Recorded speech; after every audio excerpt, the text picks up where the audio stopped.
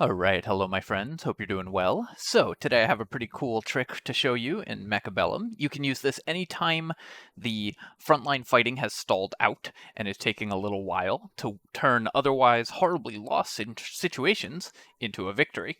Let me show you how it works. So, let's imagine the following scenario. Our opponent has us vastly outnumbered.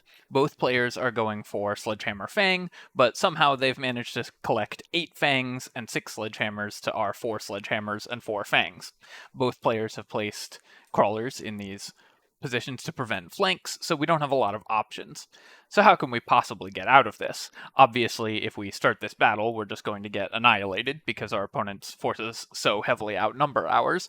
It will take a little while, though, because we're fighting through these shields.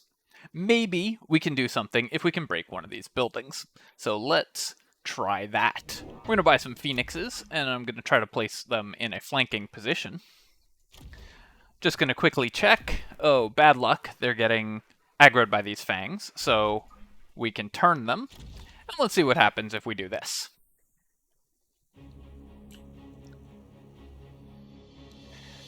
As the forces advance, they're going to meet in the middle, protected by these shields.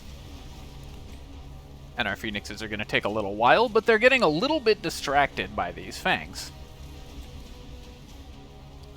Phoenixes are wasting shots on the shield, which is going to help us break that shield, but not nearly in time. And so our opponent's troops are going to break through well before ours do. Phoenix is going to break this building. But at this point, we've already lost too much stuff. So even though this flank was pretty successful and got us a little bit of ground in this otherwise extremely lost engagement, we need something more. We need something a little special. Let's speed this up until we have lost the fight.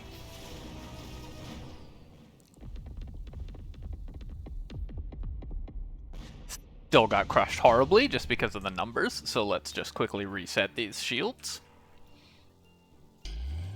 1, 2, 3, and 4. And then we're going to swap and reset these ones. We did manage to break some shields, so that wasn't bad. But obviously we're not out to just break some shields. We want to win. Let's clear these Phoenix units and imagine what we could have done instead. Still going to buy some Phoenixes and place them in this flanking position. But I'm going to purchase the mobile beacon. Let me give myself that in the testing ground.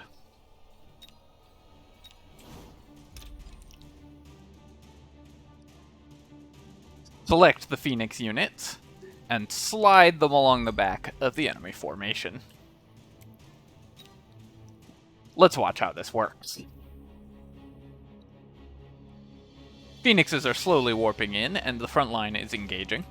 Both players' units begin to fire at the shields. Crawlers are meeting in the middle. But our Phoenixes are now moonwalking along the back flank of the arena. They've destroyed that one Fang unit and sniped out that turret. Suddenly, the frontline fighting is going in our favor, as we are breaking these shields before our opponents do.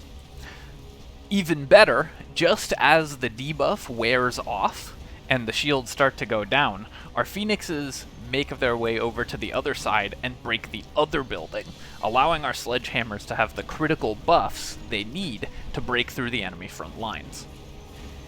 Usually shields will last just long enough to allow this to happen, and the timing of the debuff stacks up perfectly that you can use the Phoenix Moonwalk to get behind the enemy and turn otherwise incredibly lost engagements into advantageous ones. You can use this to steal rounds.